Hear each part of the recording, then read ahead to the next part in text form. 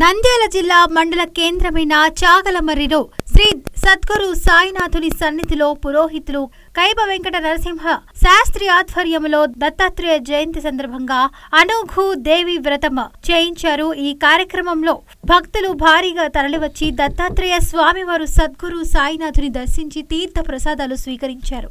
శ్రీ అయ్యప్ప స్వామి సేవా సమాజం కమిటీ సభ్యుల ఆధ్వర్యంలో భక్తులకు అన్నదానం ఏర్పాటు చేశారు. ఆలయ ప్రధాన పూజారి పవన్ కుమార్ శ్రీ సాయినాథునికి మధ్యాహ్నం హారతి ఇచ్చి విశేష పూజలు జరిపించారు. ఈ కార్యక్రమంలో శ్రీ అయ్యప్ప స్వామి సేవా సమాజం అధ్యక్షుడు సుంకు జనార్దన్ రావు, కార్యదర్శి మదళ్లపల్లె లక్ష్మీనారాయణ, కె నాగభూషణం, ఎల్ఐసి సాయి సేవకులు ఆధవేణి సుబ్బారావు, తొమ్ముండ్రి వినయ్ కుమార్, కాశీనాథ్ కమిటీ సభ్యులు తదితరులు పాల్గొన్నారు. తప్పకుండా ఉంగరమైన వస్తుంది, బొంగరమైన వస్తుంది, ఏమైనా వస్తుంది. మహాభారతంలో మీ అందరికీ తెలుసు, మహాభారతం దయాదుల పోరు. కాబట్టి పుడతా అన్నదమ్ములు అది మీరు ఫిల్ చేసుకోండి, బాగుంటుంది. ఇక్కడ ఏమైంది అంటే భీముడు, దుర్యోధనుడు, కర్ణుడు, అర్జునుడు దాదాపు సమఉజ్జీలు అన్నమాట. దగ్గర ఒకరి బలానికి ఒకరి బలం సమంగా ఉంటుంది. ఎక్కడ కూడా ఏమైతుంది అంటే ఆధిపత్యం అనేటువంటిది ఒకటి ఏ కాలంలో అయినా ఉంటుంది, ఆధిపత్యము. కాబట్టి అటువంటి ఆధిపత్యంలో దుర్యోధనుడు ఆధిపత్యం సంపాదించాలనుకున్నాడు. ధర్మానికి పోయి పాండురాజు ఆయన కాకుండా అన్న మీద గౌరవంతో బాగా చాగలమరిలో జరిగే విషయాలు ఇతరత్ర అందరికీ కూడా తెలియజేసేదానికి ఒక మంచి ప్రక్రియగా సాయి నెరవేరుస్తూ ఉంటాడు. ఎక్కడ జరిగే విషయాన్నైనా సరే మంచి పూజా కార్యక్రమాలు, మంచి వ్రతాలు, మంచి ఎక్కడ ఉంటుందో అక్కడ సాయినాథుడు ఉన్నట్టే ఆయన కూడా ఉంటాడు. కాబట్టి భగవంతుడు మంచి ఆరోగ్యం ఇవ్వాలని, మంచి అనుగ్రహాన్ని ప్రసాదించాలని మనమంతా కోరుకోవాలి. ఎందుకంటే వాళ్ళంతా ఉంటేనే విషయం. అట్లనా? రైట్.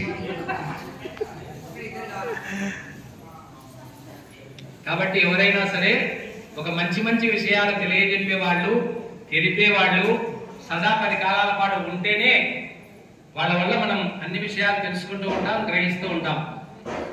ఇప్పుడు 10 గంటలకు మొదలుపెట్టి మీకు కాళ్ళు తిమ్మిరి లేకుండా కూర్చున్నామని అనిపించకుండా సంతోషంగా ఉయ్యాల ఉంచినట్టుగా మిమ్మల్ని స్వామి హారతిస్తాడు. మీరందరూ కూడా హారతిని చూడండి, హారతిలో స్వామిని దర్శించండి. ఓం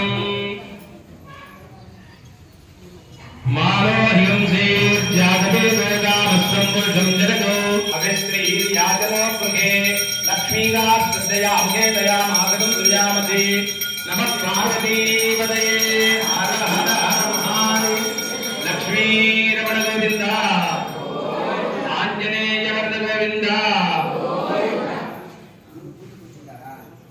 అందరూ నమస్కారం చేయండి.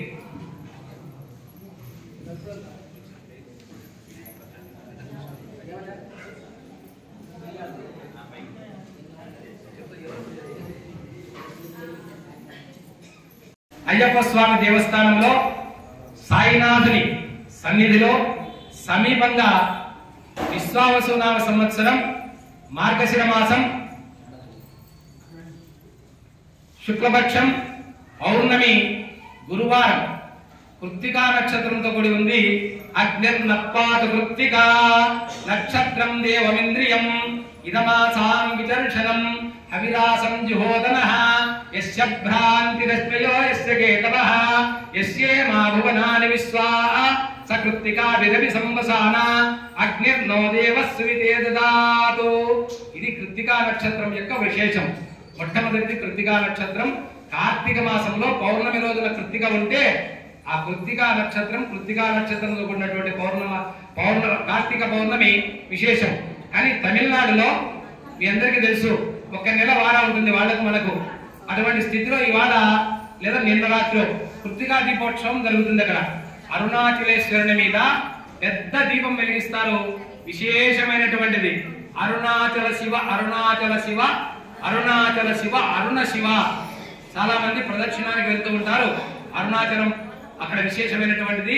తర్వాత అక్కడ క్షేత్ర మహిమ రమణ స్వామి, అక్కడ ఉన్నటువంటి రమణ మహర్షి చాలా ఇదైనటువంటిది. కాబట్టి అటువంటి సందర్భంలో మహర్షులందరూ కూడా మనల్ని ఉద్ధరించేదానికి అప్పుడప్పుడు వస్తూ ఉంటారు.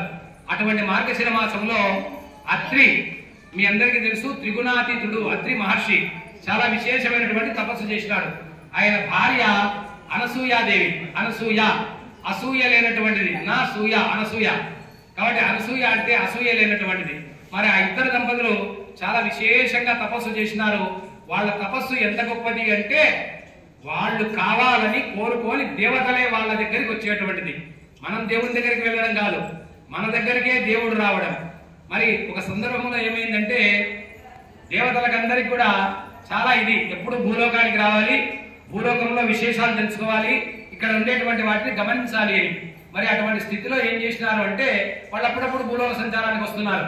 ఎక్కడైనా ఒకటి ఏముంటుంది అంటే ఎవరు గొప్ప, శివుడు గొప్పనా, విష్ణువు గొప్పనా, బ్రహ్మ గొప్పనా?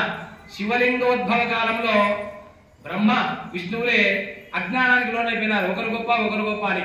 వాళ్ళు ఎట్లా చేసినారో మీ అందరికీ తెలుసు. ఒకరు కిందికి పోయినారు, ఒకరు పైకి పోయినారు. కాబట్టి అటువంటి స్థితిలో దేవతలంతా కూడా ఇదైతూ ఉంటే ఒకసారి నారద మహర్షి అక్కడక్కడ పోతుంటాడు. ఆయన లోకక్షేమం కోరి కొన్ని తకరాలు పెడతారు. పురుషుడికి ఎడవ భాగంలో ఎప్పుడు గుండె ఉంటుంది. ఆ గుండె చప్పుడే ఆయన యొక్క ధర్మపత్ని. కాబట్టి చాలా చోట్ల చాలా విషయాలలో అమ్మవారు స్వామికి ఎడమ వైపు ఉంటుంది. అందుకే ఈశ్వరుడు అర్ధనారీశ్వరుడు. మీ అందరికీ కూడా తెలుసు, కేదారేశ్వరునిలో సగం ఆడ సగం మగ. అమ్మవారు కోరిక కోరింది, నీ శరీరంలో నాకు అర్ధభాగం అని. వెంటనే స్వామి పులకించి తలవించి ఆమె ఎందు అనుగ్రహించి తన శరీరంలో సగభాగం ఇచ్చినాడు. అందుకే వామాంక స్థిత జానకి, రామునిలో కూడా అమ్మవారు ఎడకపక్క ఉంటే వైదేహి సహితం సురద్రుమతలే హైమే మహామంటపే మధ్యే పుష్పకమాసనే వీరాసనే సుస్థితం అగ్రే వాచయస్పతి ప్రభంజన సుదే రామం శ్యామల కోమలం. అమ్మవారు ఎడభాగంలో ఉంటే రాముడు ఆశీనుడై ఉంటాడు, పార్వతి ఎడభాగంలో ఉంటే శివుడు కొలువై ఉంటాడు. అట్లాగే విష్ణువు లక్ష్మీదేవి వామభాగంలో ఉంటే శ్రీదేవి భూదేవి సమేతమై ఉంటాడు. కాబట్టి ఇక్కడ అనఘస్వామి కూడా వామభాగంలో ఉన్నారట. మరి అటువంటి వామభాగంలో అమ్మవారి కొలువైనటువంటి అనఘస్వామిని మనం సేవించడం వల్ల సర్వ పాపములు ప్రశమిస్తాయి, ఉపశమిస్తాయి. తరువాత మనకంతా కూడా పుణ్యం కలుగుతూ ఉంటుంది అని చెప్పినాడు. మరి ఇక్కడ పాదుక పాదుక పాదుక అనేటువంటిది ఒక మాట వచ్చింది. ఆ పాదుక అంటే మీ పాదాలు. స్వామి ఎక్కడైతే పాదాలు పెట్టినాడో ఆ పాదాలు పెట్టినటువంటివి వాళ్ళు మనమైతే కాళ్ళకు వేసుకునేటువంటి పాదరక్షలు అంటూ ఉంటాం. మరి దేవునికైతే అవి పాదుకలు. స్వామి ఎంత శక్తిమంతుడో పాదుకలు కూడా అంతే శక్తిమంతం. కాబట్టి ఆ పాదుకలకు కూడా మనం పూజ చేస్తూ ఉంటాం. మీరు పెద్ద పెద్ద పీఠాధిపతులను చూస్తే కంచి పీఠాధిపతి కానీ, శృంగేరి పీఠాధిపతి కానీ, ఇలా చతుర్దిక్కులలో ఉన్నటువంటి ఆమ్నాయ పీఠాధిపతులు వాళ్ళు ఎప్పుడు వాళ్ళ కాళ్ళకు పూజ చేయమన్నారు, పాదుకలకు పూజ చేయండి అంటూ ఉంటారు. ఆ పాదుకలలో అంత శక్తి ఉంటుంది. ఇక్కడ కూడా దత్తాత్రేయ పాదుకలు అంత శక్తివంతమైనటువంటివి. మనిషి నిలబడాలి అంటే పాదుకలే ప్రమాణం, పాదుకలే ఇది. కాబట్టి ఎక్కడ ఏం చేసినా పాదుకలు గట్టిగా ఉంటే, మన పాదాలు గట్టిగా ఉంటే మనిషి అంతా కూడా చక్కగా ఉన్నట్టు లెక్క, ఆరోగ్యంగా ఉన్నట్టు లెక్క. అందుకే ఎక్కడ బయటకు వచ్చినా భార్య నీళ్లు ఇస్తే బాత్రూమ్ చూపించకుండా కడుక్కొని లోపలికి రావాల పురుషుడు. అందుకే ఆ పాదుకలు అంత శ్రేష్టమైనవి.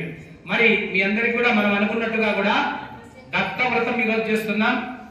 నంద్యాల జిల్లా చాగలమరి మండలం, చాగలమరి గ్రామం, పాత బస్ స్టాండ్ లో చాలా విశేషంగా ప్రతిష్ట చేయబడినటువంటి దత్త జయంతి శుభ సందర్భంగా గత 14 సంవత్సరాల నుంచి, ప్రతిష్ట అయిన 14 సంవత్సరాల నుంచి అత్యంత అద్భుతంగా సాయి మందిరంలో కార్యక్రమాలు, అలాగే మే 2వ తేదీ 1999వ సంవత్సరము ఏకశిల భజంటాంబడి చేసి ఇక్కడ దాదాపు చాగలమరిలో 41 సంవత్సరాల కిందట 1983లోనే అయ్యప్ప మాల ధరించి అద్భుతంగా కార్యక్రమాలు చేయడం, విలకి పూజ చేయడం జరిగింది. అందరి యొక్క కృషితో, భగవంతుని ఫలితంతో ఇక్కడ 99లో ప్రతిష్టా కార్యక్రమం జరిగింది. సదరు ప్రతిష్టా కార్యక్రమం తాళామ ప్రభుత్వం పెద్దశేషయ్య గారి బృందంతో మన చాగలమరి పురోహిత బృందంతో అత్యంత అద్భుతంగా కార్యక్రమాలు జరగడం జరిగింది. మే 2, 1999లో ఈ యొక్క కార్యక్రమానికి కలశంతో నీళ్లు పోయాల్సింది. మన దేవాలయము కేరళ పద్ధతిలో దేవాలయాలు కట్టడము, నేపాలీ పద్ధతిలో దేవాలయాలు కట్టడము ఎక్కలేకపోతే సాక్షాత్తు భగవంతుడు ఈ పల్లాంగ్ దూరంలో అద్భుతంగా వర్షం కురిపించి తన పవర్ చూపించి ఈ స్థలము చాలా మహిమాన్వితమైనది అన్నది మాత్రం నిరూపించాడు. ఇది 2వ శబరిమలైగా తీర్చిదిద్దబడి సాయి మందిరం కూడా గతంలో ప్రిన్సిపాల్ వి దామోదరుడు వారి కృషితో అన్ని సమకూర్చి ఉన్నాడు. వారు ట్రాన్స్ఫర్ అయిపోవడం వల్ల మాకు ఈ అవకాశం లభించింది. ఇక్కడ మొదటి నుంచి తొమ్మండ్రు వినయ్ కుమార్, వారి తండ్రి తొమ్మండ్రు శివరామానంద స్వామి ప్రెసిడెంట్గా, ఫౌండర్ ప్రెసిడెంట్గా ఉంటూ కార్యక్రమాలు జయప్రదం చేసి ఉన్నారు. ఇప్పుడే మనకు అంది వచ్చిన పెద్ద మనిషి ఆదివేలు సుబ్బారావు కూడా వారి కృషితో ఏ కార్యక్రమైనా చేయవచ్చని చెప్పి నిరూపితమై ఈరోజు ఇంతటి కార్యక్రమానికి అత్యంత అద్భుతము, ఆరాధ్యము నెరవేర్చారు. మన కార్యక్రమాలన్నింటికీ యథశాస్త్రి గారు దగ్గర ఉండి అత్యంత అద్భుతమైన, ధార్మికమైన, పండితుల వలె అద్భుతమైన కార్యక్రమాలన్నీ నెరవేరుస్తున్నాడు. చాలా అత్యంత అద్భుతంగా ప్రజల ఆశీస్సులు, దైవ కృప ఇక్కడ ఉన్నది. ఏ కార్యక్రమైనా చేయవచ్చు అని భగవంతుడు నిరూపించి ఉన్నాడు. ఇది చాలా ఆనందమైంది. దత్తాత్రేయ వ్రతం చేస్తూ ఉంటాం, దత్తావతం అంటాం. మరి అట్లాగే అవతలికి 8 రోజులు పోతే అష్టమి వస్తుంది. ఇవాళ పౌర్ణమి నుంచి 8వ రోజు అష్టమి వస్తుంది. ఈ అష్టమి అనేటువంటిది అనఘాష్టమి.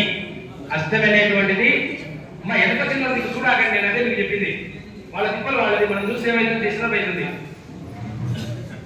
అనఘాష్టమి ఇక్కడి నుంచి 8వ రోజు అనఘాష్టమి. మీకు